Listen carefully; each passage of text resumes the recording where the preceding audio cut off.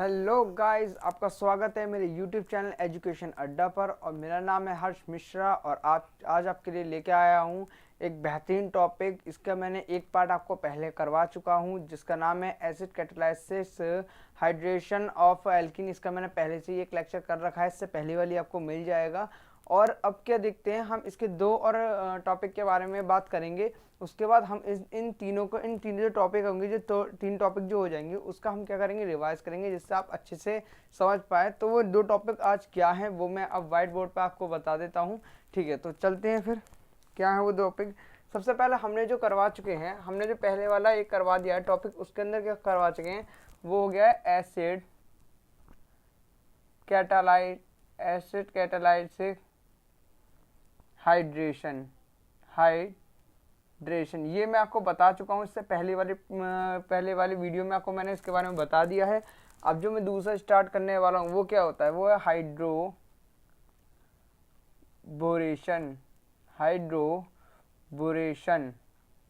और ये जो टॉपिक जो है ना, ये जो तीन रिएक्शन होंगी, जो भी रिएक्शन होंगी, इसकी मैं मैकेनिज्म भी करवा चुका था। इसकी भी मैं आज मैकेनिज्म करवा दूंगा। ठीक है, और तीसरे वाले की मैकेनिज्म ज़्यादा पूछी नहीं जाती, देखते हैं करवाते इसी वीडियो में हम इसमें प्रोवाइड करवा देंगे। ठीक है, हाइड्रोबोरेशन का आज बताएंगे हमें होती क्या हाइड्रोबोरेशन, और तीसरी चीज़ क्या होती है ये सीखते हैं। तीसरी चीज़ हम देखते हैं इसकी हाइड्रोबोरेशन के साथ देखेंगे इसकी ऑक्सीडेशन। ठीक है, ऑक्सीडेशन भी देखेंगे। और तीसरी चीज़ आज जो हम करवाएंगे वो क्या है, मर्क्यूरेशन।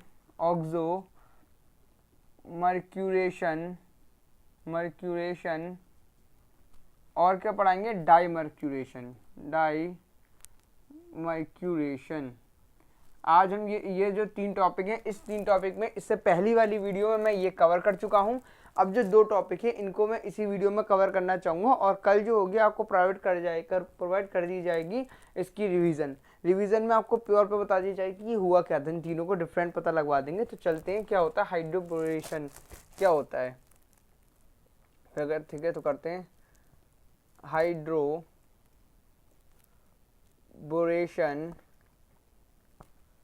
ऑक्सीडेशन। ये आप अपने नोटबुक में डाल सकते हैं कि ये होता क्या है। तो सबसे पहले इसको मैं एक एग्जांपल के तौर पे समझाना चाहता हूँ। तो मैंने क्या लिखा, एक एल्किन ले लिया, वो भी क्या ले लिया, अनसिमेट्रिकल एल्किन ले लिया। वो क्या होता है, CH3CH2। ये क्या हो गई, ये क्या हो गया, मतलब अनसिमेट्रिकल एल्किन क्यों कहा, क्योंकि इस डबल बॉन्ड के बराबर वाला जो कंपाउंड है और इसके बराबर वाला जो भी हिस्सा है, दोनों के डिफरेंट है। तो ये क्या हो गया, अनसिमेट्रिकल एल्कीन। सबसे पहले मैंने क्या लिख दिया, अनसिमेट्रिकल एल्कीन, इसको लिख दिया। और ये तो एल्कीन होते ही हैं। अब इसकी रिएक्शन कैसे करवाते हैं, ठीक है, जरा एक मैं नीचे लिख देता हूँ, CH3CH डबल बॉन्ड CH2। और इसको मैं क्या बोल रहा हूँ, अनसिमेट्रिकल एल्कीन। ये क्या होता है, अनसिमेट्रिकल एल्कीन होते हैं। ओके, हाइड्रोबोरेशन क्या होता है, हाइड्रोबोरेशन में जो रिएजेंट इस्तेमाल किए जाते हैं वो क्या रिएजेंट इस्तेमाल किए जाते हैं, वो तो होते हैं B2H6 हो जाते हैं। और क्या कर देते हैं, इसको टेट्राहाइड्रल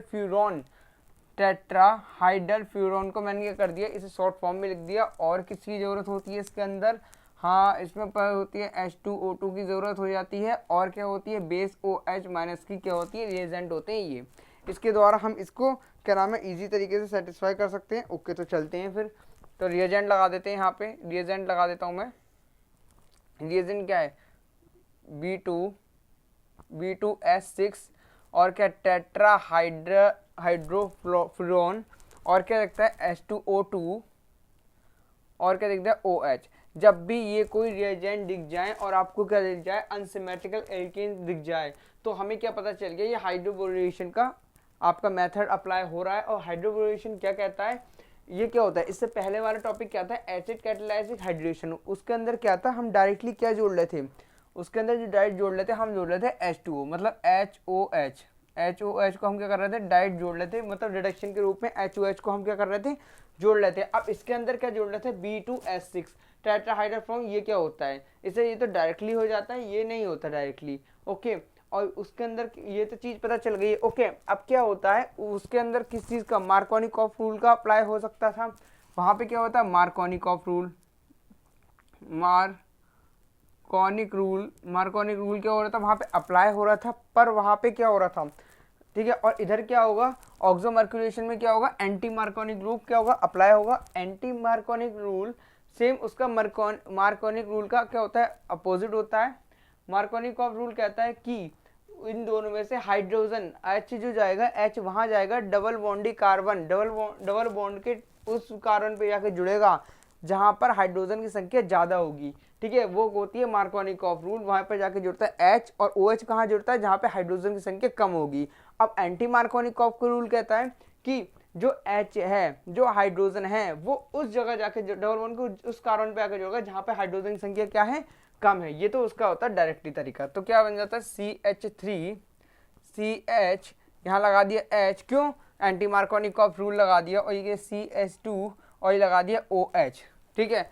कोई इसमें आपको कोई सा भी डाउट नहीं होगा। और ये क्या बन जाता है, 1 degree alcohol, 1 degree alcohol, 1 degree alcohol बन गया।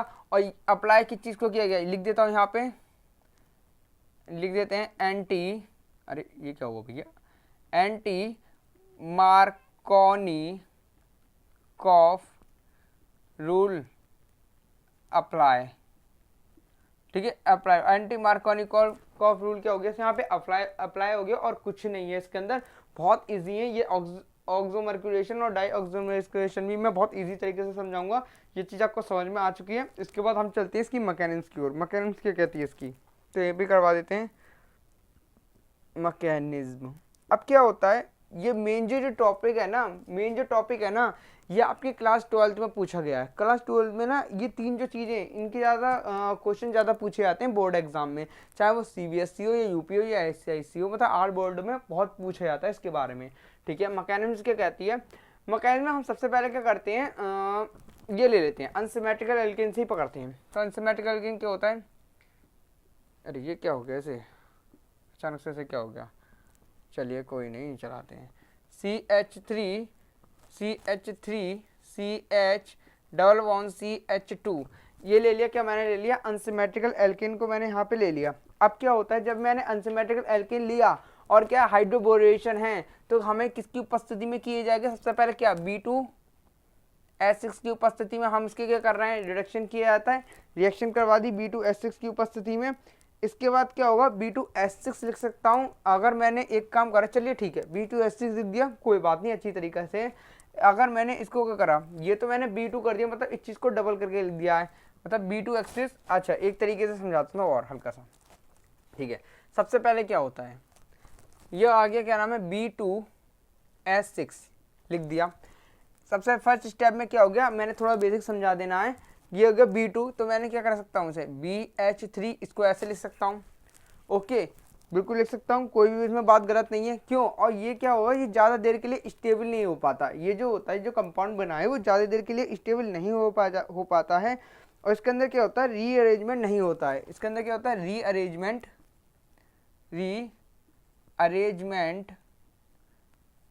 नहीं होता, नॉट पॉसिबल, ठीक है। अब इसे क्या होता है, इसको रोकने के लिए हमें किस चीज़ का यूज़ किया जाता है, टेट्राहाइड्रल इसको रोकने के लिए टेट्राहाइड्रल का यूज़ किया जाता है। तभी इसको लिख देते हैं हम ऐसे, तभी इसका यूज़ किया जाता है टेट्राहाइड्रल का हाइड्रोक्सीबोरेशन में, ठीक है। तो ये चीज़ मैंने थोड़ा सा बेसिक बता दिया। अगर मैं इसके मैकेनिक्स के साथ चलता हूँ, तो मैकेनिक्स क्या कहता है, स्टेप सेकंड में चलिए बोल देता हूँ। स्टेप सेकंड में मैकेनिक्स क्या कहती है, सबसे पहले मैंने ले लिया unsymmetrical alkene CH3 CH double bond CH2, ये मैंने ले लिया अनसिमेट्रिकल एल्कीन। उसके द्वारा ही कहाँ, ये क्या चीज़ आ रही है, BH3। हाइड्रोबोरेशन में जो उसका रिएजेंट होगा वो यही होगा BH3। अभी पता चलेगा कि हो क्या रहा है, BH3। हाइड्रोबोरेशन में जो रिएजेंट होगा वो क्या होगा, BH3 होगा, ठीक है, BH3 होगा। अब क्या होगा, ये क्या होगा, सबसे स्लोएस्ट विधि होती है, क्या होती है, स्लोएस्ट मोशन होती है। इसके मतलब बहुत हल्के हल्के स्टेपों में इसको कंप्लीट किया जाता है। यहाँ पे क्या है, देखो एक मेन चीज़ बताता हूँ, ये H3 है। अब देखते हैं यहाँ से एक पाई इलेक्ट्रॉन उठ के आया, यहाँ से पाई इलेक्ट्रॉन उठ के आया यहाँ पर, तो यहाँ पे कौन सा चार्ज आ जाता है, यहाँ पे आता है माइनस, और यहाँ पे क्या आता है प्लस। ऐसे बी के ऊपर कौन सा चार्ज है, एच के ऊपर चार्ज होता है माइनस और बी के ऊपर क्या होता है प्लस चार्ज हो जाता है। ठीक है, लगा दिया।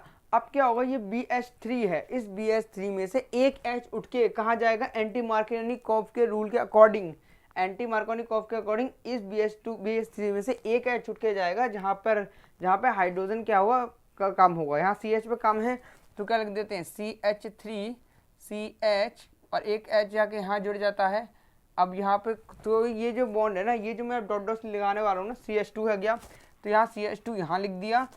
ओके, अब क्या बचा BH2 बचा। ओके, तो ये जो होता है ये बॉन्ड हल्के हल्के बनना है, ये मैं डैश का निशान ये बता रहा है कि ये जो चीज़ हो रही है, ये प्रोसेस जो हो रही है, हल्के हल्के प्रोसेस हो रही है। तो यहाँ लिख दिया B और एक H और ये भी क्या हो गया H। ठीक है, अब इसको क्या करेंगे, इसको हम रीअरेंजमेंट में फिर से इसे सही करेंगे, इसको सही करके लिखेंगे रीअरेंजमेंट करके। तो क्या होगा CH3 CH H CH2 और यहाँ पे 2 पाई इलेक्ट्रॉन दिखा दी, 2 इलेक्ट्रॉन दिखा दिए और लिख दिया BH2। अब क्या होता है यहाँ पे भी क्या होता है, जब तक अब यहाँ पे क्या होता है, इसकी अभी भी इसकी जो निगेटिविटी है, इसकी जो इलेक्ट्रॉनिक की पावर है वो अभी भी हाई है, बी की क्या है कम है, लेकिन यहाँ H2 था, यहाँ पे क्या था H3 था और यहाँ पे क्या लिखा हुआ BH2 है। अब इस H2 को भी हमें क्या करना है, खत्म करना। अब इस H2 को खत्म करने के लिए फिर से वही वाला रिएक्शन होगा कि इसका जो पाई पावर ऑफ 2 टूटेगा, यहाँ पे B के ऊपर कौन सा चार्ज है, H के ऊपर क्या है माइनस चार्ज और B के ऊपर क्या है प्लस चार्ज है। अब क्या करेंगे, हम वही यूनिट को फिर से ले लेंगे जो हमारी पुरानी यूनिट थी, मतलब ये जो चीज़ है ना वापस बार बार आएगी, वापस दौड़ के फिर से आएगी। तो ये जो यूनिट थी हमारी, जो पहली वाली जो यूनिट थी, अब जो रिएक्शन करेगा वो इस यूनिट से कर देगा, कैसे CH3 CH double bond CH2। अब फिर से आ गया, इसी यूनिट से हमने क्या कर दी, इसकी फिर से रिएक्शन कर दी। अब ये कंपाउंड जाके बनता है, इसमें से एक H उठेगा, अब ये जो इस BH2 में जाके जुड़ेगा, इसमें से एक H उठेगा तो BH2 है, तो ये इनमें से एक H 2 H है, तो एक H तो जाएगा इसके साथ और एक H रहेगा B के साथ। ये चीज़ होता है रूल। ठीक है, ये क्या चीज़ होती है, रूल बनती है, ये भी ऐसे लिख सकता हूँ। ठीक है, अब ये क्या होती है, एक रिंग स्ट्रक्चर के नाम से हो जाती है, रिंग स्ट्रक्चर बन जाती है, ये रिंग स्ट्रक्चर बन जाती है। ओके, ये बन जाती है रिंग स्ट्रक्चर बन जाती है आपकी। ओके, अब क्या होता है, इसमें से एक H तो B के साथ रहेगा और एक H चले जाएगा इसके साथ, तो कैसे बनेगा CH3 CH फिर लगा दिया CH2, ये तो ऐसी कैसी H का H रहेगा। अब क्या होगा, B जो दे रखा है ये B के साथ जाएगा, एक H चले गया।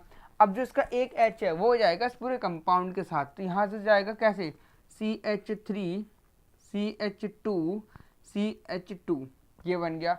अब इसका मैं पुनः रीअरेंजमेंट कर देता हूँ, रीअरेंजमेंट करके क्या प्राप्त होता है CH3 CH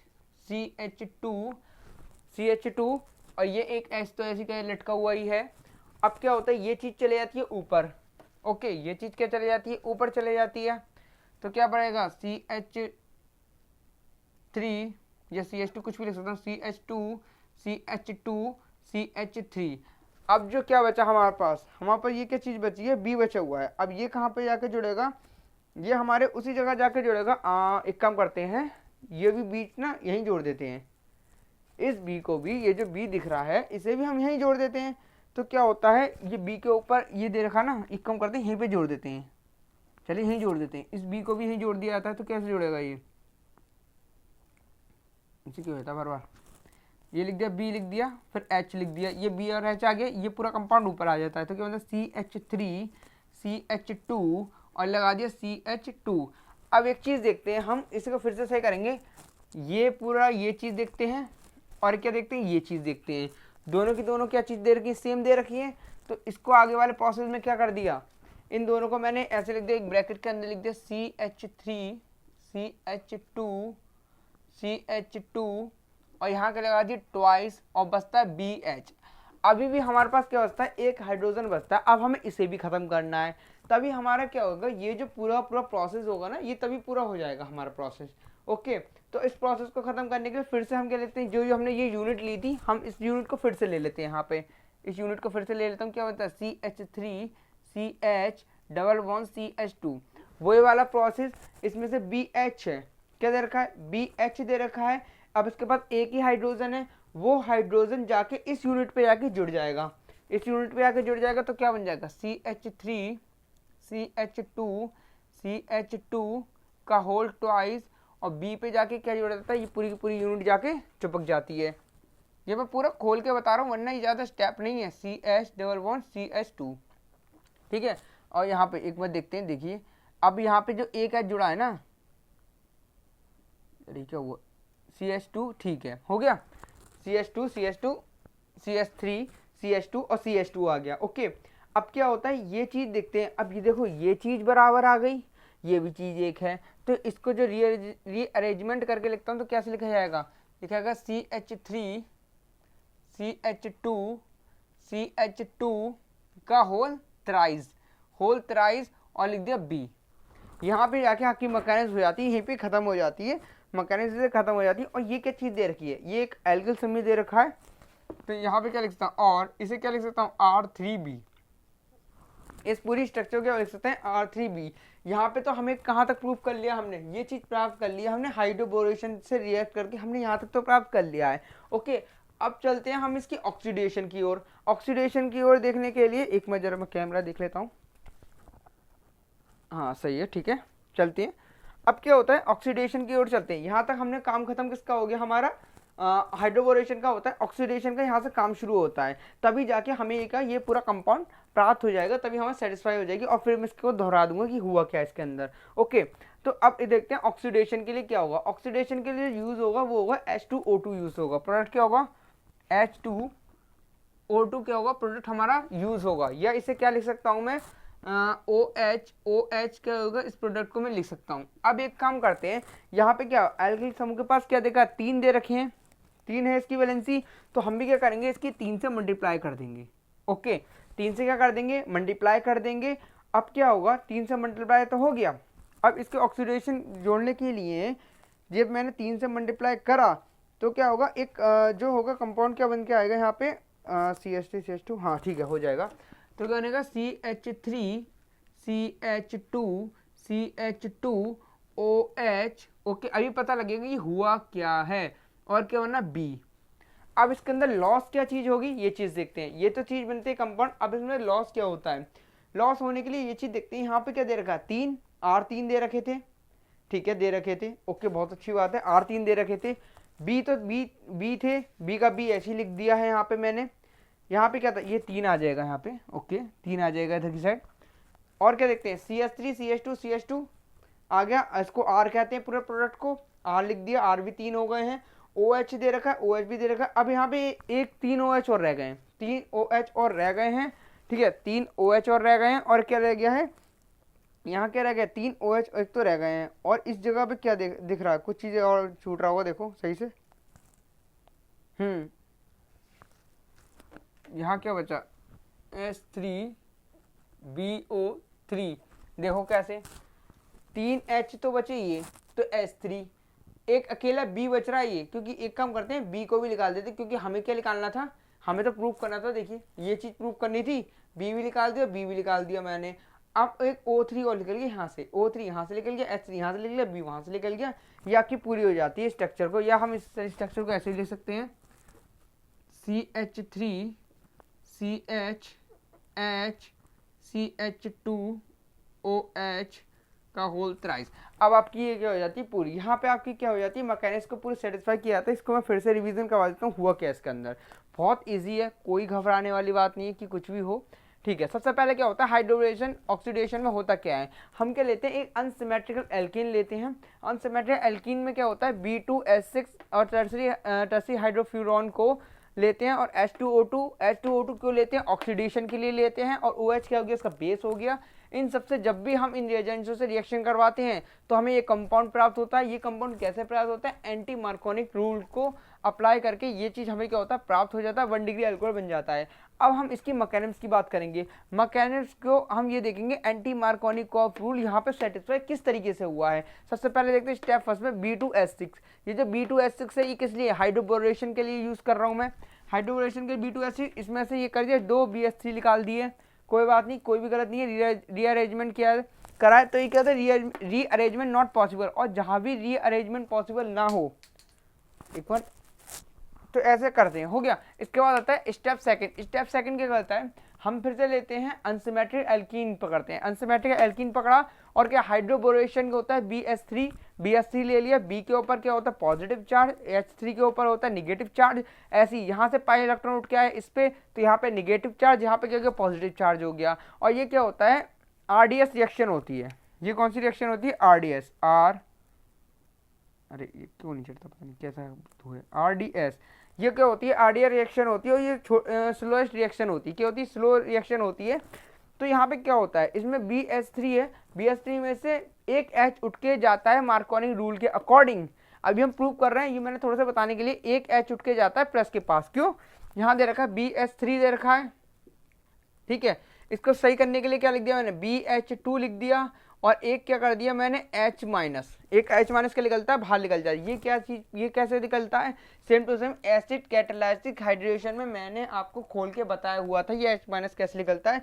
तो ये जो माइनस है एक H माइनस है, ये वहां जाके जुड़ेगा जहाँ पे क्या होगा पॉजिटिव चार्ज होगा। यहाँ पे पॉजिटिव चार्ज है, ये जुड़ के चले गए इसके पास जुड़ गए जाके, ठीक है। इसमें क्या है ये पूरा पॉजिटिव चार्ज है, ये पॉजिटिव चार्ज माइनस के वाले के पास जुड़ेगा, तो ये जोड़ के मैंने यहाँ लिख दिया। अब ये जो प्रोसेस होगी ना ये धीरे धीरे प्रोसेस होगी, एकदम नहीं हो पाएगी ये प्रोसेस, धीरे धीरे होगी। तो इसलिए मैं dot dot dot dot dot dot लगा दिया। ओके, अब ये कौन सी स्ट्रक्चर, किस तरीके की स्ट्रक्चर बन गई, ये बन गई रिंग स्ट्रक्चर बन चुकी है आपकी। इसके बाद क्या करते हैं हम इसकी रीअरेंजमेंट कर देते हैं, मतलब क्या करते हैं कुछ नहीं करते, इसको मैंने सही से लिख दिया बस। कैसे सही से लिख डाला मैंने, CH3 लिख दिया, CS लिख दिया और इस BH2 को मैंने ऐसे करके लिख दिया, ठीक है। अब यहाँ पे क्या था BH3, मतलब पूरी मैकेनिक्स के अंदर क्या होता है हम ये BH3 लेके चल रहे हैं तो इस H को यहाँ से खत्म करना होता है, बस मैकेनिक्स यहीं पे खत्म होती है। अब यहीं से देखो वापस मतलब दोहराना चल जाएंगे फिर से कैसे चीजें चल रही हैं, ठीक है। क्या होता है BH2 हो गया, ओके। यहाँ पे B के ऊपर क्या हो गया पॉजिटिव चार्ज, यहाँ पे क्या हो गया निगेटिव चार्ज हो गया। ये क्या होता है यूनिट उठा ली, फिर से मैंने यही वाली अपनी पुरानी यूनिट उठा ली, ठीक है। इसमें से क्या होगा BH2 में से एक H वहां जाके जुड़ेगा, एक H BH2 में से एक H वहां जाके जुड़ेगा, जहां पर एक H तो इसके B के पास ही रहेगा और एक H उठ के जाएगा यहाँ की साइड, इस पर चले जाएगा, ये जो यूनिट है इसके पास चले जाएगा। देखिए CH3 B के पास एक H रहा, एक H उठ के चल गया यहाँ पे, तो यहाँ क्या हो गया CH था, यहाँ CH2 हो गया। फिर से मैंने इसे सही से लिखा, सही से कैसे लिखा CH3 CH CH2 ऐसे कैसे लिख दिया, और ये H तो इससे जुड़ा हुआ था, इससे जुड़ा रहने दिया। इस पूरी की पूरी यूनिट को ऊपर उठा लाया और इस B को भी मैं ऊपर ले आया और B से क्या जुड़ रहा है H जुड़ रहा है, तो B से H जुड़ रहा है, B से H लटका दिया, इस पूरी यूनिट को मैंने यहाँ उठा के ले आया, ठीक है। ये दोनों की दोनों चीज सेम दिख रही थी तो मैंने इसको ऐसे लिख दिया, इसको BH हो गया। अब क्या देखते हैं यहाँ भी एक हाइड्रोजन, यहाँ पे 3 हाइड्रोजन थे 2 कर दिए, अब यहाँ 2 थे यहाँ 1 कर दिए। अब इस एक को खत्म करते ही हमारा आंसर आ जाएगा, हाइड्रोबोरेशन का आंसर निकल आएगा। BH दे रखा है, यहाँ क्या दे रखा है BH। इस H को खत्म करने के लिए फिर से मैंने यूनिट अप्लाई करी, वो जैसे ये यूनिट अप्लाई करी मैंने, जैसे ही मैंने ये यूनिट अप्लाई करी तो क्या होगा वही वाला मेथड हो गया कि एक H जो था वो इस यूनिट पे जाके जुड़ जाएगा। इस यूनिट पे आके मैंने जोड़ दिया, देख सकते हैं आप जोड़ दिया, ये थोड़ा डिस्टर्ब हो जाए आपको, ठीक है। इस H मैंने क्या करा इस यूनिट पे जाके मैंने इसको जोड़ दिया, ओके। इस यूनिट पे आके मैंने इसको जोड़ दिया, फिर क्या ये भी सेम ये भी सेम, दोनों के दोनों सेम देख रहे हैं। इसे 3 लिख दिया, इसे B लिख दिया, B बचा, इसे मैं R3B भी लिख सकता हूँ। यहाँ तक क्या हो जाता है हमारा काम हो जाता है, हाइड्रोबोरेशन का काम खत्म हो जाता है। अब इसके ऑक्सीडेशन क्या होता है, ऑक्सीडेशन के लिए मैंने लगाया था H2O2 लगाया था, H2O2 ही मैंने क्या लग दिया यहाँ पे लग दिया H2O2। यहाँ देखा एल्किल समूह R3 था, 3 थी इसकी पावर, तो मैंने क्या करा इसको वैलेंसी को सही करने के लिए, बैलेंस करने के लिए मैंने यहाँ से 3 से गुणा कर दी। 3 से गुणा करते ही हमें क्या फॉर्मेशन लाना था, एंटी मार्कोनिकॉफ रूल को हमें सेटिस्फाई करना था। इसलिए क्या करा मैंने B को, एक तो मैंने B को बाहर निकाल लिया, ओके। इनमें से क्या निकलती है CH3 ऐसी लिख दिया, CH2 ऐसी लिख दिया, CH2 ऐसी लिख दिया।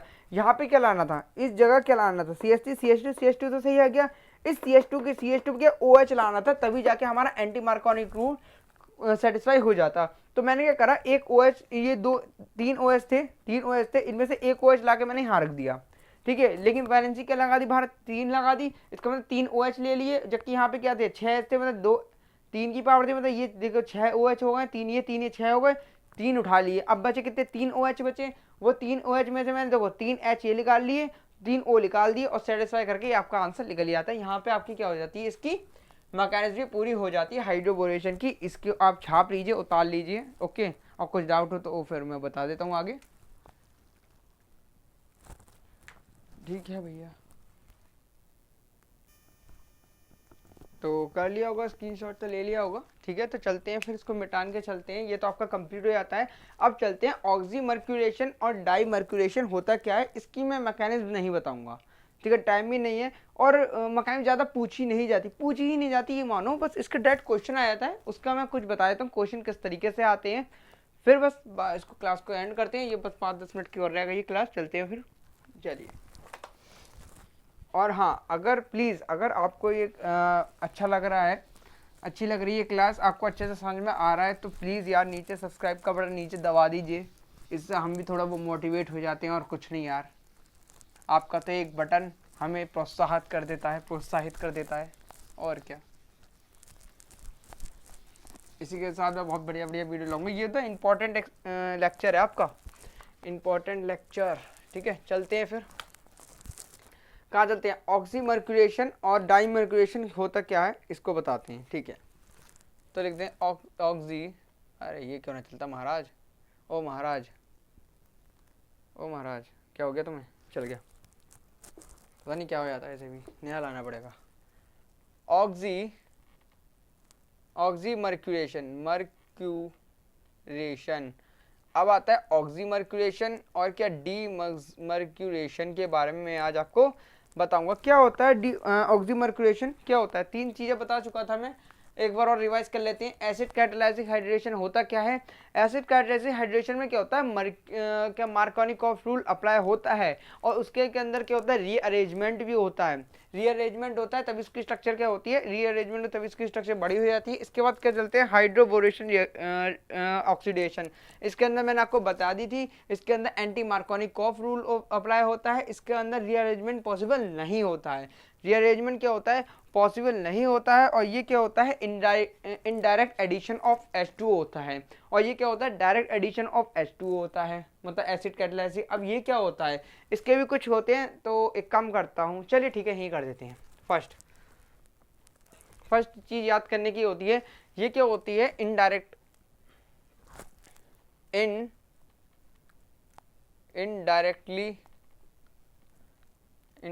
Addition of in water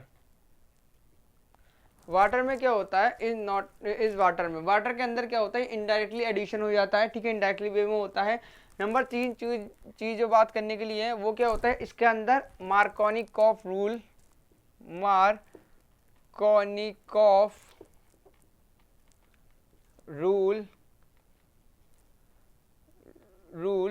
apply हो जाता है, नंबर तीसरा पॉइंट अगर लिखना चाहूँ इसका, तो क्या होता है, इनडायरेक्टली एडिशन तो हो जाता है, मार्कोनिकॉफ रूल भी इसके अंदर सेटिस्फाई हो जाता है। और अगर इसकी मैं रिएजेंट की बात करूं, रिएजेंट किस तरीके की यूज किए जाते हैं, तो साफ साफ पता चल रहा है, मर्क्यूरेशन मतलब मरकरी क्या होती है, Hg, मर्क्यूरेशन से पता चल रहा है Hg, भैया Hg तो आ गया, तो मर्क्यूरेशन क्या होगा इसका, HgOAC2, ये तो इसका आता है, और प्लस H2, ये H2 के साथ चल जाता है। और अगर इसके बाद बात करें, इसके साथ किस चीज़ की रिएजेंट की बात करी जाती है, वो बात की जाती है NaBH3, जो क्या पढ़ा हुआ है हमने एसिड कैटालाइसिस में भी हमने पढ़ा हुआ है, NaBH3 क्या होता है, ये क्या होते हैं, स्ट्रॉन्ग रिएजेंट होता है, क्या होता है, स्ट्रॉन्ग रिएजेंट होता है। सबसे पहले तो ये क्या होता है, स्ट्रॉन्ग रिएजेंट होता है, और क्या होता है ये, ठीक है, ज़्यादा बात नहीं करते, हो गया, ये 3 चीज़ें पता होनी चाहिए बस हमें। इसके बाद चलते हैं हम अपने टॉपिक की ओर। ये क्या होता है, 2 स्टेप में, मैंने इसे 2 एग्जाम्पलों में खत्म कर देता हूँ। एल्किन कितने प्रकार के होते हैं, 2 प्रकार के होते हैं, कौन से, सिमेट्रिकल होती है और अनसिमेट्रिकल होती है। उन दोनों के एग्जाम्पल के तौर पर मैं आपको बता देता हूँ, ठीक है, कि क्या क्या चीज़ें होती हैं। ओके, तो चलते हैं, चलिए ठीक है, इसके नीचे लिख देते हैं। सबसे पहले हम बात करते हैं सिमेट्रिक की, तो क्या होता है, सिमेट्रिकल एल्कीन। अब सिमेट्रिकल एल्कीन क्या होता है, सिमेट्रिकल एल्कीन होता है CH2 डबल बॉन्ड CH2, मतलब कि डबली बॉन्डेड के दोनों बराबर कार्बन, दोनों के दोनों सेम होंगे तो सिमेट्रिकल होगा। और रिएजेंट का यूज किया जा रहा है, मर्क्यूरेशन में Hg यूज किया जा रहा है, और क्या होता है NaC का होल ट्वाइस प्लस का H2O और क्या यूज किया जाता है NaBH3 का क्या हो रहा है यूज हो रहा है यहाँ पे। ओके, इसके अंदर क्या होता है H2O, क्या मिल रहा है H2O मिल रहा है। मार्कोनिकॉफ रूल क्या करता है हाँ, और इसके अंदर हमेशा ध्यान रखना मार्कोनिकॉफ रूल अप्लाई तो हो रहा है, लेकिन यहाँ पे क्या होता है रीअरेंजमेंट पॉसिबल नहीं होता, रीअरेंजमेंट नॉट पॉसिबल। तो मैं क्या लिख देता हूँ, यहाँ लिख देते हैं, ठीक है। चौथा पॉइंट में यहाँ लिख देता हूँ, rearrangement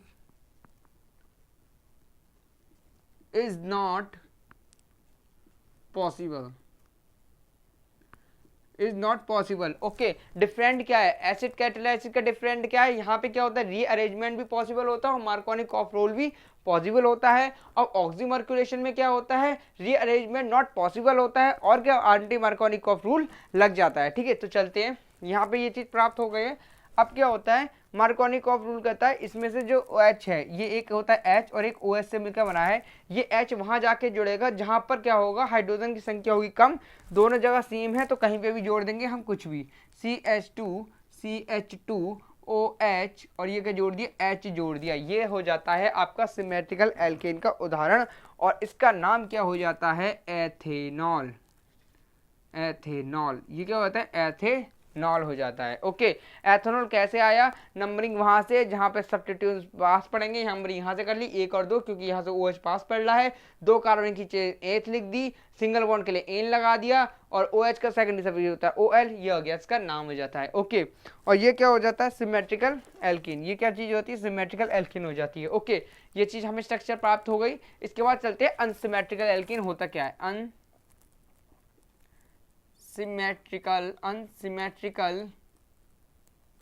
alkene, unsymmetrical alkene.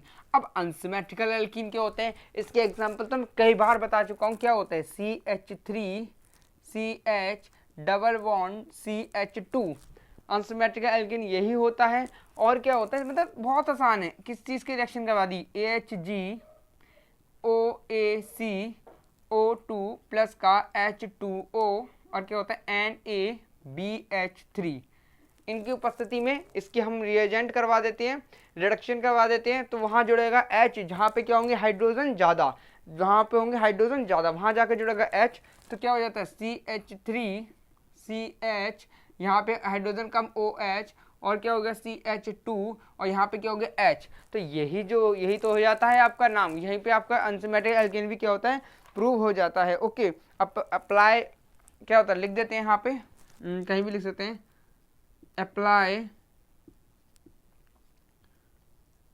मार्कोनिक rule, लिख देते हैं अप्लाई मार्कोनिक रूल, ठीक है। अब क्या होता है फिर यही चीज पूछा जाता है और कुछ नहीं पूछा जाता है। इसके मैं एग्जांपल को ना, अगर आप मेरे से ऐसे जुड़े रहें, अगर आपने अभी तक न्यू आप जने हैं तो न्यू बच्चे हैं तो एक काम करिए ना, मेरे ना नीचे सब्सक्राइबर का बटन दबा दीजिए, बेल आइकन दबा दीजिए, मेरे न्यू अपडेट आपको मिलते रहेंगे। इसके में ना कुछ देर बाद जब ये पूरा हो जाएंगे ना, टॉपिक पूरा हो जाएगा, इसके बाद मैं आपका क्या करूँगा बहुत सारे एग्जाम्पलों की एक सीरीज लाऊंगा, उस एग्जाम्पलों से इन सब एग्जाम्पलों का हम इजी तरीके से सही करेंगे, हल करेंगे। ओके, बस यहाँ तक हमारा यही तक था कि ये क्या होता है ऑक्सीमर्कुलेशन क्या होता है, सबके बारे में मैंने आपको बता दिया है। अब क्या होगा, अब इससे जो नेक्स्ट वाली वीडियो होगी इसमें मैं आपको इन तीनों को रिवाइज करके दिखाऊंगा कि तीनों के अंदर डिफरेंस हुआ, क्योंकि सबसे पहले रिवाइज होना बहुत जरूरी है और ये सबसे ज़्यादा इंपॉर्टेंट है फॉर क्लास 12 के लिए। क्लास 12 के लिए तो बहुत इंपॉर्टेंट है, इंपॉर्टेंट लिख देते हैं भैया, ये तो हमारा भैया लास्ट फॉर्म में नहीं चलेगा, इंपॉर्टेंट फॉर क्लास 12th।